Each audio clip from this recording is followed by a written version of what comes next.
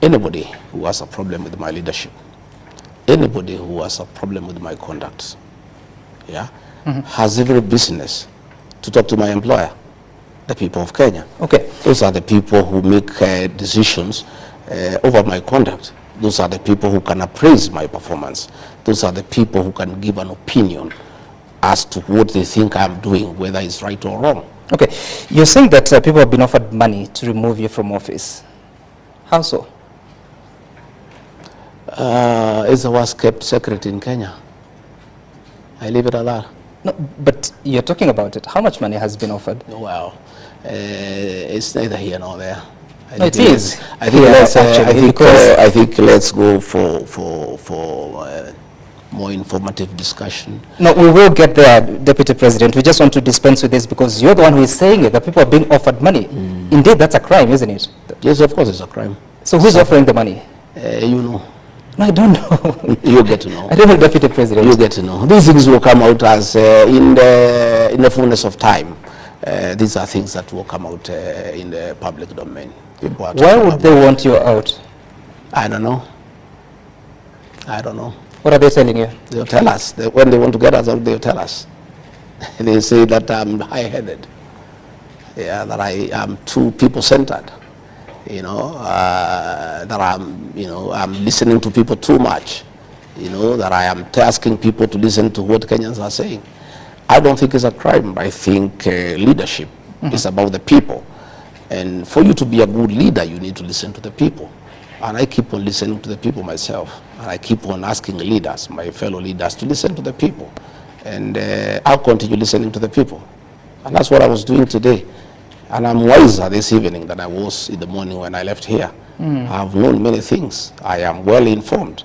Because you must listen to your employer, because it's important that you listen to your employer. You're saying that people who have a problem with you should consult the people. In what forum? I mean, where is that in the Constitution? Consulting the people about leadership. So that they can take action against you. I mean, where do you place that in the Constitution? I'm talking about leadership. I'm saying, before you take any decision on any issue, principal assistant of the president. It is only that I have access to my diary with his diary because he's the boss. But if I'm in the dark and I don't know what is happening, I am not an angel to know exactly where the president will be at what time, then it's not right. So if Kenyans don't see me in a presidential function, I want to tell them today it's because I am not aware of the function. And the function they see me in is the one I have been invited. But previously, I had access to the diary, and without even talking to the president or even to the controller, I would align my diary with his, because his takes precedence over mine because he's the boss. You know, now it becomes very difficult for me even now to work on my diary because I don't know what the president has. So it has really even made my work very complicated because I am just there not knowing what the president has. So I am not able to arrange my events, you know, going forward. But what I'll do, I'll talk to the president at the right time, and I'll see what is the problem. Okay. I don't think the president, in my view, will be petty to ask anybody to remove from the diary. I think it's just some handlers around the presidency who want just to create mischief, to portray me as somebody who is disrespectful, and to portray me as somebody who is absconding duty. I am a workaholic, and everybody knows, including the president. I'm available for duty. I'm available to assist the president 24/7. Right. But work needs to be made, you know, straight so that we are able to work properly, so that I align my diary with his, and I'm able to assist him as it is supposed to be. All right. Who is the custodian of that diary? There is a page with everybody there. There's head of public service. There's a president himself. There is a controller of state houses, a deputy chief of staff. There was me, there was my chief of staff, there was my private secretary. There are security people, the people really who handle the president and myself were in that page. And you know, we even share. What do you mean with the page? No, they are the ones who handle the president's issues, his movement, you know, hospitality people, security people on that page. So that once his activities are known, everybody aligns automatically, and there has been a lot of efficiency because you have the information so that you are able to plan, you are able to coordinate. If you are flying, you know, you are going by chopper, you prepare. If you are going by road, you know. But when you don't have that information, then it becomes extremely difficult for my office to align with the president's office. Help Kenyans understand. So this diary, is it a physical book? It's a WhatsApp group. It's a WhatsApp group. WhatsApp group. It's every day, things now are good with this digital space. It's a WhatsApp group, and it's updated as you go on. And the president updates it sometimes himself, the controller does, and we all keep on aligning. So sometimes he'll have a program, he'll move it from this day to that day. I get into my diary and change mine and align with his. You understand? So your team is no longer in that? No, I myself, I was removed. My private secretary was removed. My chief of staff was removed. So we have no access to the president's diary. Who removed you? The private secretary to the president. Who's that? Yeah, he's called Mayo. I will show you. I was looking for my phone. I wanted to show you. He removed me.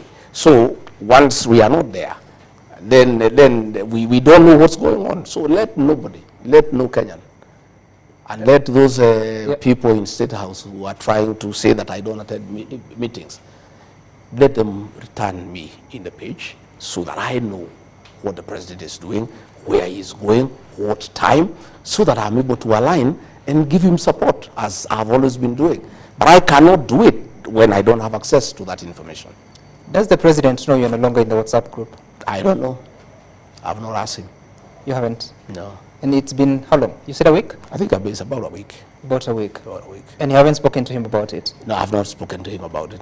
To be truthful, initially I thought it's a little bit petty. Okay. But now that the matter has been raised, and I have seen Kenyans have been asking, and I have seen some mischievous bloggers in State House trying to insinuate that I'm absconding duty, I have decided to give this information to the people of Kenya in the spirit of the truthful man, a man who speaks the truth, so that the people of Kenya know exactly why I'm not in those functions. I think I owe Kenyans the truth. Because again, as I told you, Sam, I'm employed by the people of Kenya. They need to know why is the deputy president whom they elected not alongside the president in the functions. I think we owe that information to the people of Kenya. And do you know why you would be removed? I don't know. But I have told you, there are mischievous people around the president. Why are they mischievous against you, deputy president? Well, I don't know. How do you explain mischief? People have many motives. People have many motives. They are mischievous people trying to create a wedge between me and the president. And it's been going on for a while. And I take it in stride myself, because I'm also an elder, and I'm also an officer, who is well trained. I was trained in paramilitary. I have tremendous capacity for perseverance and endurance. I'm able to take a lot of flack, just quiet, and taking it in good tiding, because I am quite mature in my leadership, in my approach to life. And many petty things, I have ignored them, because I sometimes I don't want to become petty. So there are many characters around there. You remember, Sam, when the king was here in State House, the king, King Charles the third. I think the president had sent me, I think, to Berlin or to Brussels, I'm not sure. I can't remember exactly to which country. And so when the king was in State House, I was missing. Okay? A blogger who works for the president created a Photoshop. And I know you can remember. Just for mischief and to demean me, created a Photoshop that, the king is here, working with the president. Then there was a window there. And Gachagua had been locked in that window. And he actually circulated on his blog until Kenyans complained, then he brought it down, just to demean the deputy president. And these are people who work for the president. And you wonder why. How come you work for the president? You want to demean his deputy. And I told them, I raised it with them, the head of communication. I said, you think you are demeaning the deputy president? You are not. You are demeaning the president. If there is a perception that the president has locked his deputy in a room somewhere so that the king does not see him, who looks bad in this situation? It's the president who looks bad. So there are many people around the president who are very petty, who are full of mischief, and who are hell-bent on creating conflict within the presidency. I would like to ask the people who work for the president, to be honorable and decent people. Let the deputy president have access to the president's diary, unless the president himself has expressly given instructions that he doesn't want his deputy to have access to his diary. If that is the case, I'll accept it. Is it a possibility? I don't think it's a possibility. Okay. I don't think President William Ruto would go that down.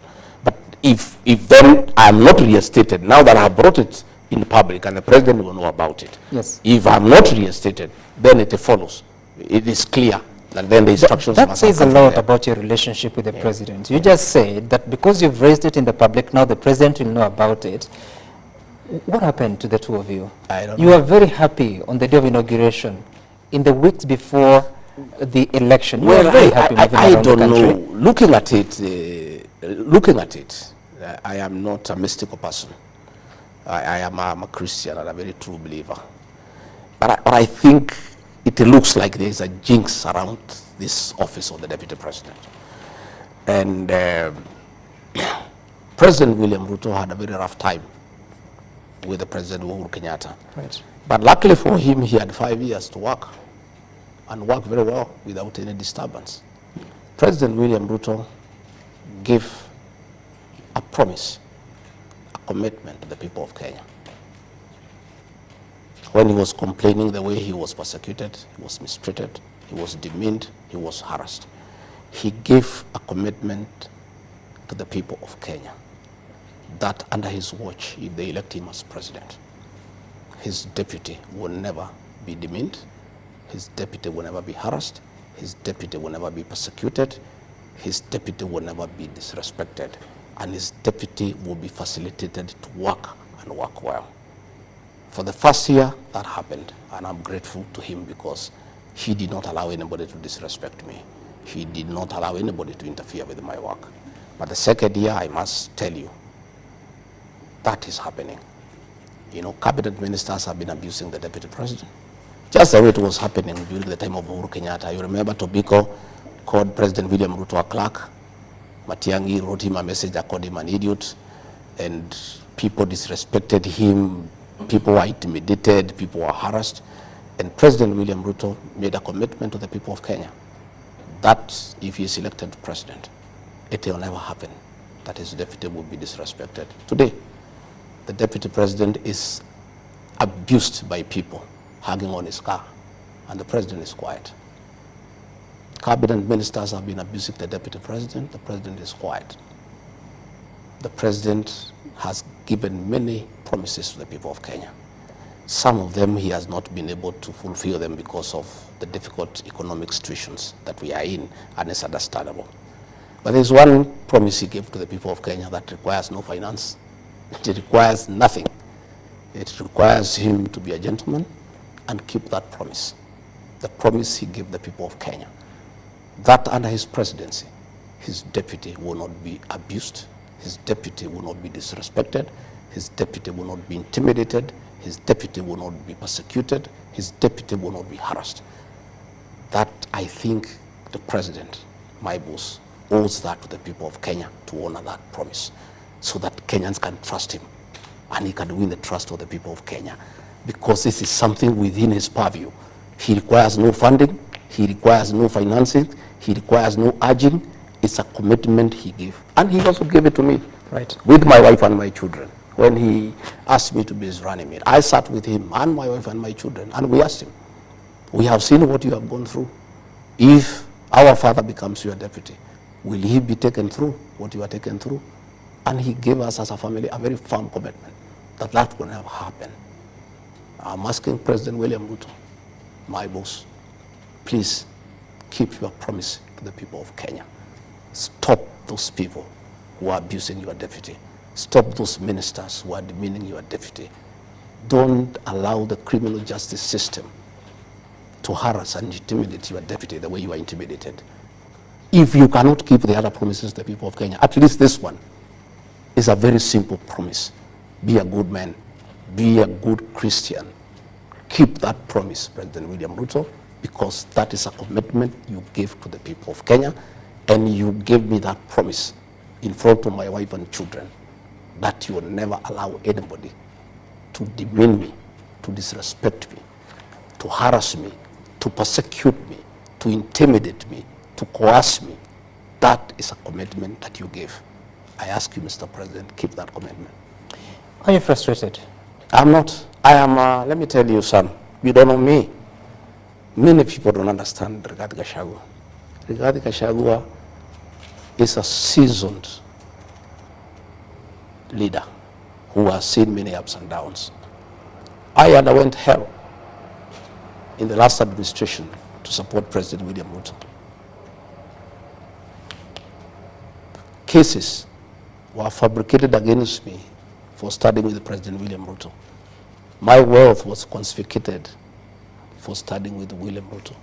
But I'm a very, very, very principled man. I stood with him to the last man. I never expected this to happen. You know, my family is devastated. You know, that this can be happening to their father. A man who went out of his way to start with President William Ruto and make sure he is elected president and took the flag for it. And I say, even if there is a jinx around this position, at least President William Ruto was allowed to do his work for 5 years without interruption, without harassment, for 5 years. I've only done 1 year. And what is happening to me is worse than what happened to President William Ruto. I asked President William Ruto, please allow me to work. Allow me to work for the remaining 3 years. Let me serve the people of Kenya. Okay. Let me serve the people of Kenya and keep your promise. Keep your promise, Mr. President, so that you can win the trust of the people of Kenya as an honest person, as a person who keeps his promise. What is happening is not right.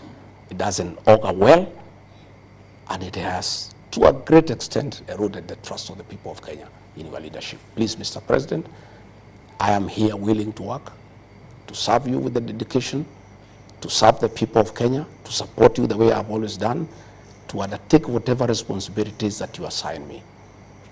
But let the insults in your presence stop.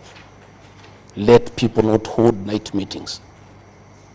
Let this money that is being used for these meetings assist us to pay pending bills, Mr. President. People are suffering. Resources are being mobilized to do politics, to divide the people of Mount Kenya region, to fight the deputy president, when Kenyans are suffering, when we are collecting taxes from people and we are saying we don't have enough. How come millions of shillings are being mobilized across the country to fight your deputy president, to undermine his work, to divide the people of Mount Kenya region for political purposes? I think this is the lowest moment of our administration, but I am hopeful that this can be corrected and all of us can go back to work and the people of Kenya can be given an opportunity to enjoy the fruits of their vote to the president and I. Right, and I'm sure the president will get your message. Now, what was your role in the formation of the broad-based government? My role was very simple, agreeing to the proposal by the president. President William Ruto sat me down and told me that he had made a decision that he needed to bring in other people so that we stabilize government and we bring everybody and we make everybody feel part of Kenya, and I was agreeable. And I told the president, if that is the intention, and to make our country move forward, improve the lives of our people, I'm agreeable. And I accepted 100%, and I support the broad-based government. I support the decision by the president. I embrace the people who joined us, and I am working well with them, and will continue working with them. What causes confusion is many people asking me, how is it that the president called for broad-based government to bring in everybody so that we have one cohesive country, so that everybody is part of it, yet people are planning to remove others? How does it work that we have brought in ODM people to come and join us, yeah, and then we are saying now that we have brought these ones, now we have the numbers to chase this one? then the whole thing would not have been very genuine. If that is the case, it doesn't look then genuine, because I am told they are saying they didn't have the numbers to remove Gachagua. Now that Raila Odinga